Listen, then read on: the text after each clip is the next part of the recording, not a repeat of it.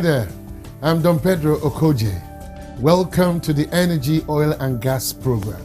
This is a magazine program promising to feature all stakeholders in the energy, oil and gas sector in Nigeria, West Africa and Africa. It is a rare program because we are bringing energy in the arena of oil and gas.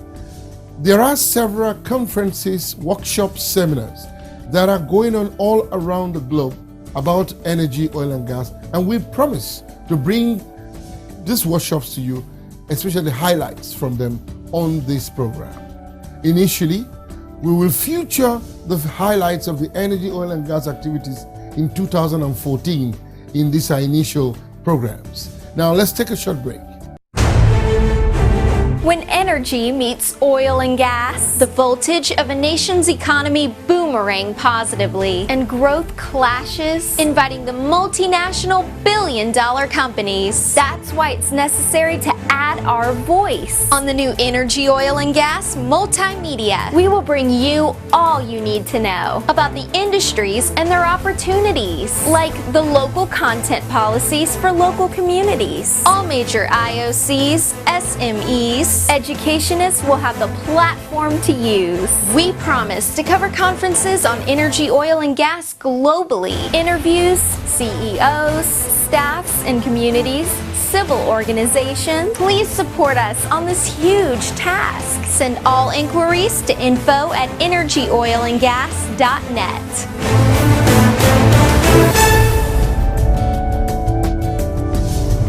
This week, we shall beam our searchlight on the Practical Nigerian Conference, otherwise known as the PNC.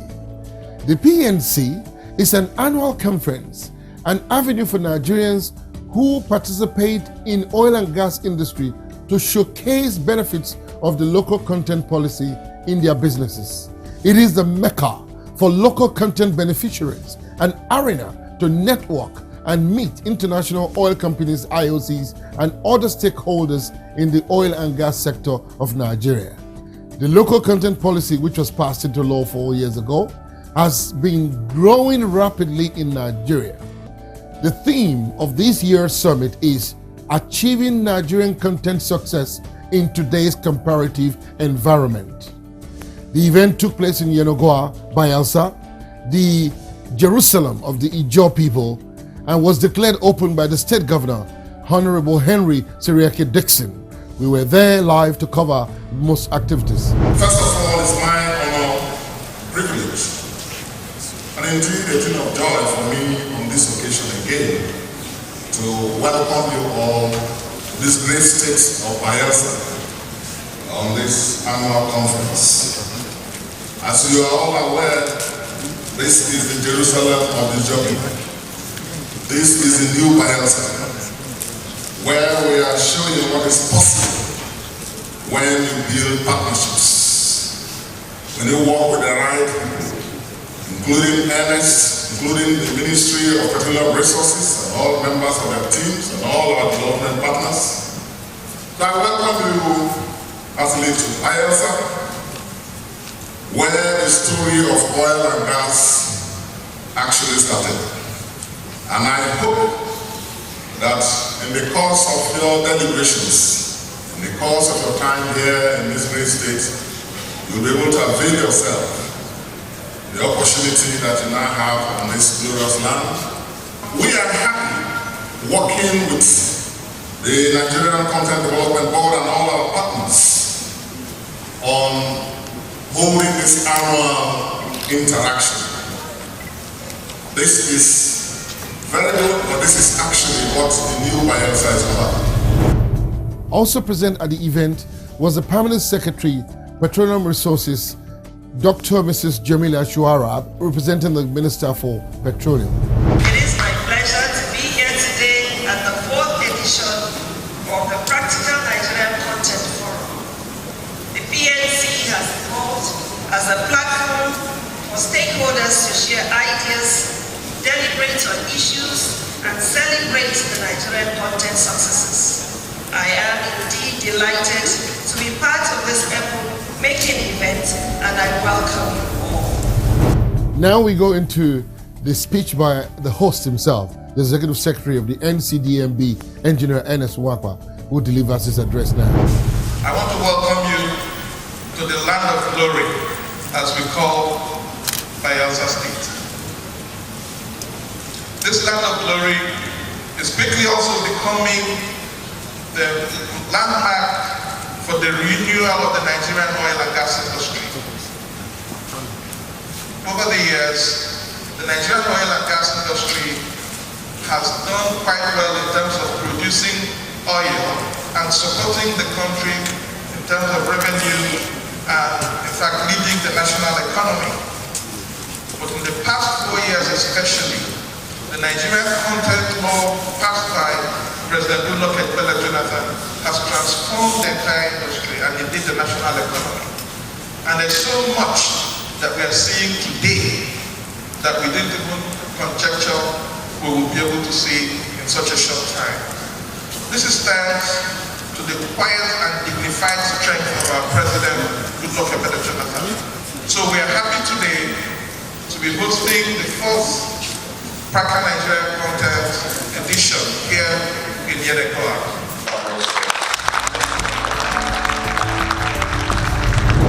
The conference was declared open by the executive governor, and he immediately embarked on a walking tour of the exhibition arena, ably assisted by his deputy governor and the permanent secretary, Dr. Shuarab, and other dignitaries who were there present. They were conducted around the arena by the executive secretary, Engineer Nwakpa.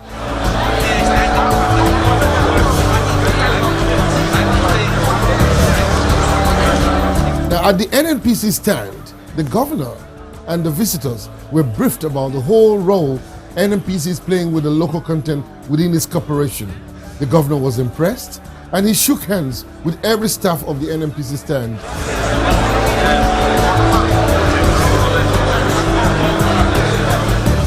Next was the entourage visiting the GE Oil and Gas stand. An official of the firm was on hand to brief the governor and the entourage.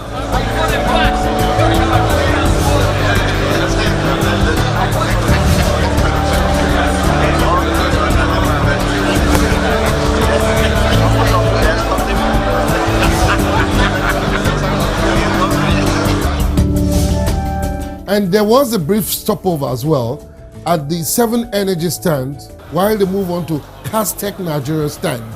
Castech Nigeria Limited is an indigenous Nigerian company at the exhibition.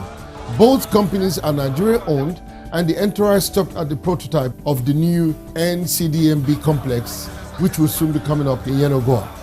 The ES, the executive secretary, is seen explaining to the governor of the huge project and the different stage of its construction and all the facilities that will be involved, expressing them to His Excellency, who looks very impressed of this project.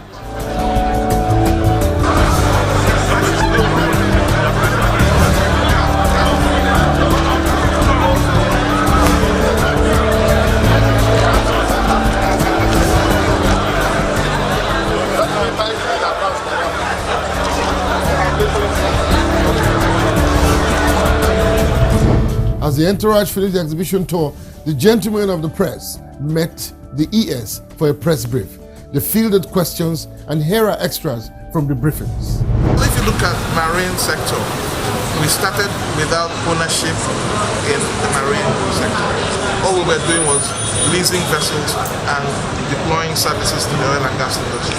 Then we started having Nigerians participating in operating some of the lower cadre jobs in the marine sector. Then we went to the next level of asking Nigerians to start owning marine vessels.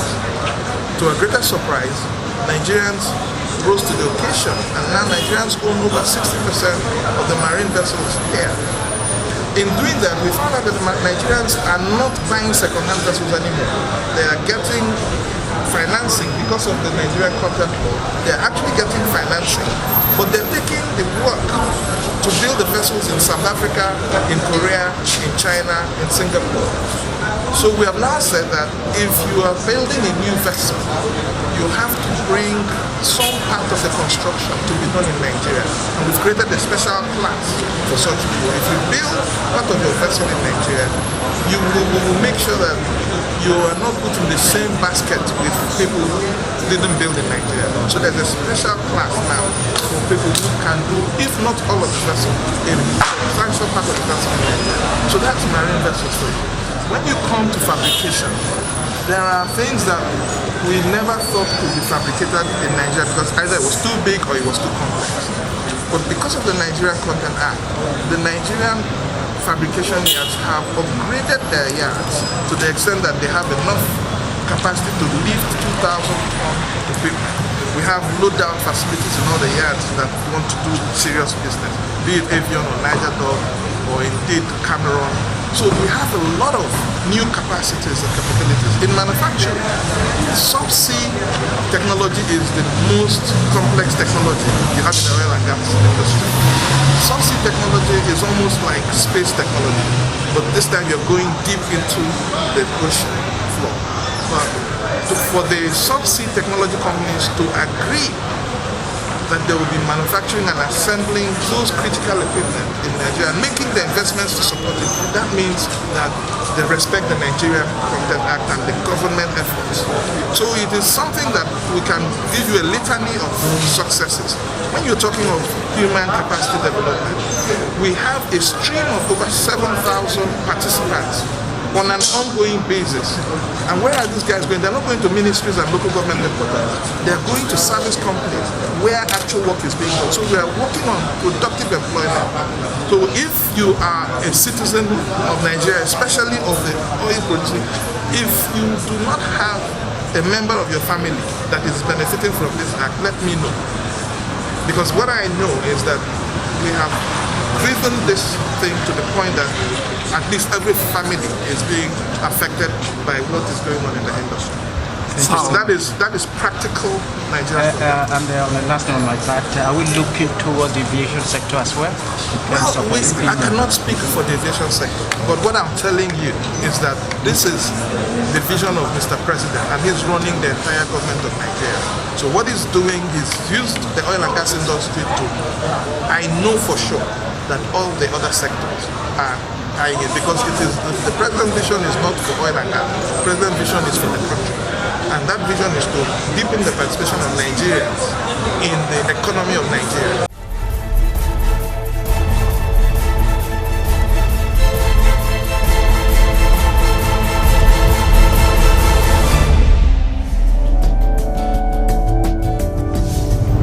Come with me. Let me take you now to the office of the Executive Secretary of the Local Content Board, Engineer Ernest Wapa, for this exclusive interview. Sir, what is local content? Nigerian content is a concept that starts from the mindset. Right. It starts from the culture of doing things with Nigerians in Nigeria, and then it goes through the capacities that are required to do that. It goes through the methods that you need to do that to keep with international standards. Yes. And it looks towards creating opportunities for Nigerians, building capabilities for Nigerians in Nigeria. But Executive Secretary, these international companies who have been in the oil and gas industry in Nigeria, they have had a very strong foothold in Nigeria. Now, how can you control how they can absorb Nigerians in different areas of capacity of these industries? Well, it is, we always have believed that Nigeria has the capacity in various ways. Yes. But it's been a challenge over the years to really articulate these capacities and integrate them into executive capacity. Right. So right now, the law has harnessed these things into one document. Yes. Making it possible for us to build strategies. Yes. And build collaborations around the key stakeholders. Yes. To use the templates in the Act. Yes. And provide that arrangement. Right. Today, all the operators understand that to do any business in Nigeria, you must think about local content. Wow. The local content has become a way of doing business. 10 years ago, if you went into a strategy session to design a field development project or any project for that matter in the oil and gas industry, you will think about the cost, you will think about the economics, you will think about safety. Then we started bringing in environmental issues, because of the different incidents that happened, spillages and all that. So environment became a major given. Today, we've added another level. Nigerian content is a given. In any strategy session we want to start, we really maybe take one or two givens, you take Nigerian content. It's there, it's a constant. So once you've established that culture, and we have together worked on the Nigerians' mindset, where Nigerians now understand that there is no part of the oil and gas industry that is sacrosanct. Nigerians can play in every part of the Nigerian oil and gas sector, be it downstream, upstream, midstream, be it on land that's onshore, swamp, or offshore. We thrown the industry open to Nigerians, and that has generated a certain degree of enthusiasm amongst a new set of entrepreneurs. Nigerians that in the past were satisfied with becoming agents to multinational companies are now no longer interested in anything like that. Nigerians want to be part of the game, having a skill in the game actually. So where in the past Nigerians would lease or front for companies to do business in Nigeria, today Nigerians want to be owners of their assets, or part owners of their assets, to be part of the capacity in the companies, to be part of the decision making in the companies, to be part of the technology development in the companies. And this has shown us that such Nigerians have always existed. But there was the absence of leadership, and that leadership and political support has come from this president. It is this president that has created the political support and the national will and commitment to say to Nigerians, we the government will back you if you do the right things. Therefore, you find an influx of capital into the local content arena. Because just by insisting that work scope for the oil and gas industry must be done in Nigeria, a substantial proportion of this work scope must be done in Nigeria, immediately drives the participants in the industry to create the capacity which is needed to do that. And that means bringing capital. That means bringing in equipment. That means building new yards. That involves updating and upgrading existing facilities.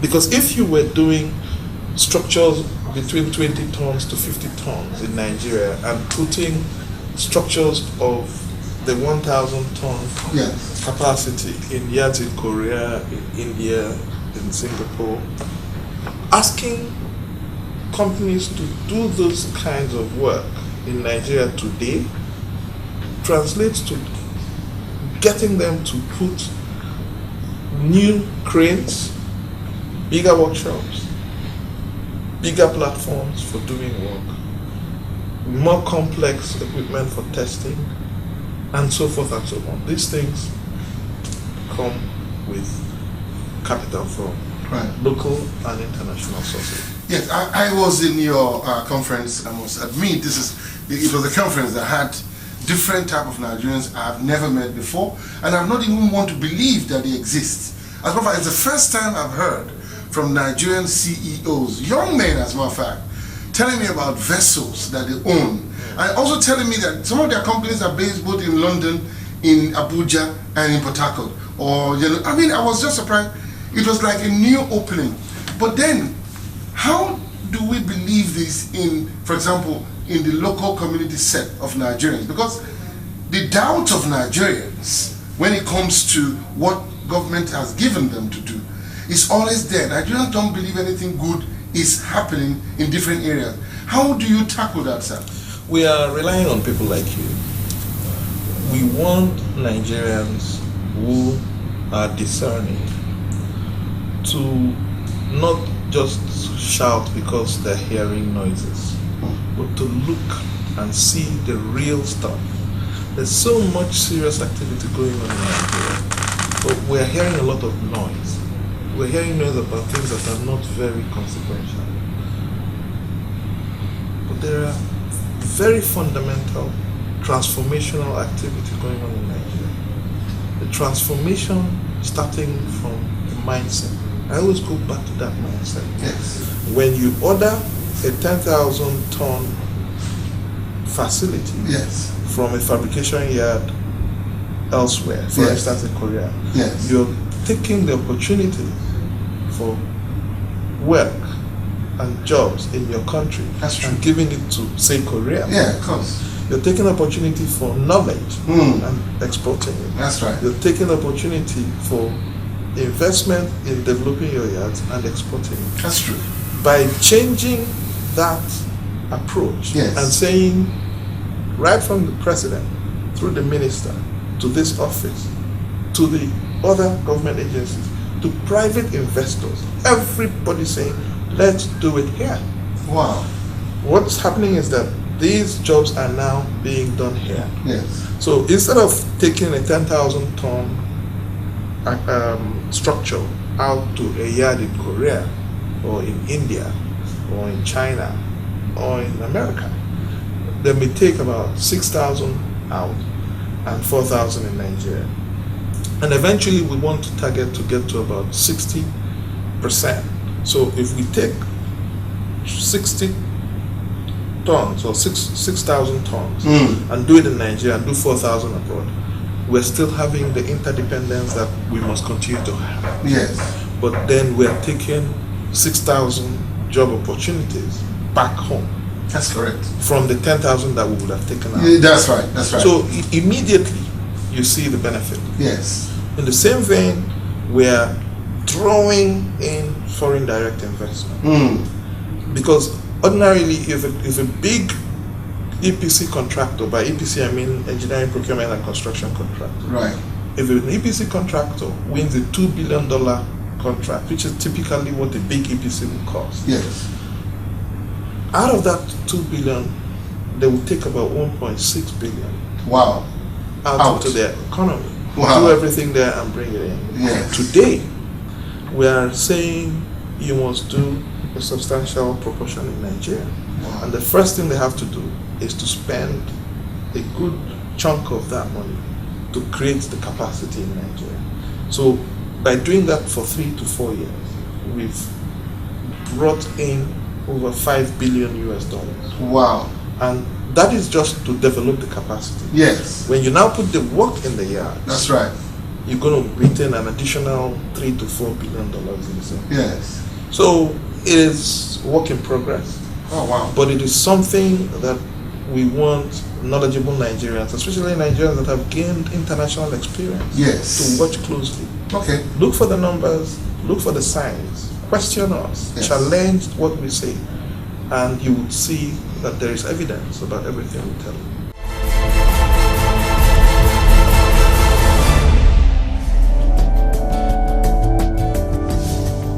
May we now use this opportunity to wish the new president of OPEC, Mrs. Desiani Alison Madueke, for being the first female president of OPEC in its 166th summit.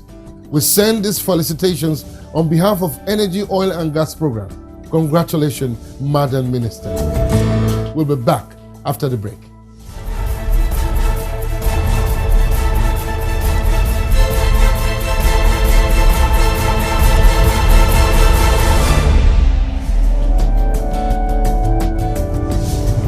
In the next episode, we shall meet the Managing Director of Petromarine Nigeria Limited. We shall also meet the Marketing Director of West African Ventures and a leading indigenous provider of offshore engineering. Also, we will be going to Bayelsa again to visit the site of the first steel pipe project of Nigeria coming up in Polako, Bayelsa, as presented by Julie Ju from China. To Bra.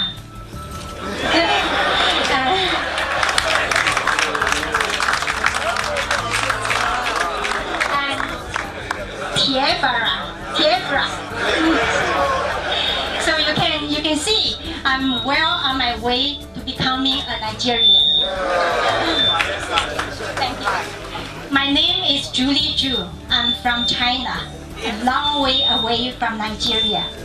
Another most interesting event took place at the Murtala Mohammed Airport, where 57 Nigerian youths on the way to a training program in South Korea, a program initiated by the Nigeria LNG, Samsung Heavy Duties of South Korea and Nigeria, and the local content policy was the driver of this event. God bless Nigeria! Global Local Content Conference in London, attended by Nigerian firms. We shall meet these Nigerians and hear from them. I'm here at the Global Local Content Summit in London to interact with the oil and gas sector. Globally, the local content is growing. We're in the forefront of local content by putting facilities on ground. I've never believed that local content has gone this far. We'll recommend this Global Local Content Conference to other people out there because it is very, very rich. As the fastest growing economy in Africa, this is the time for Nigerians' growth. This is the time for Nigerians' faith. This is the time we as Nigerians will be taking our own future in our hands and venture into the energy, oil and gas sector in Nigeria. Thank you for watching our program. We'll see you next week, where we'll bring you more on energy, oil and gas. I'm still Don Pedro.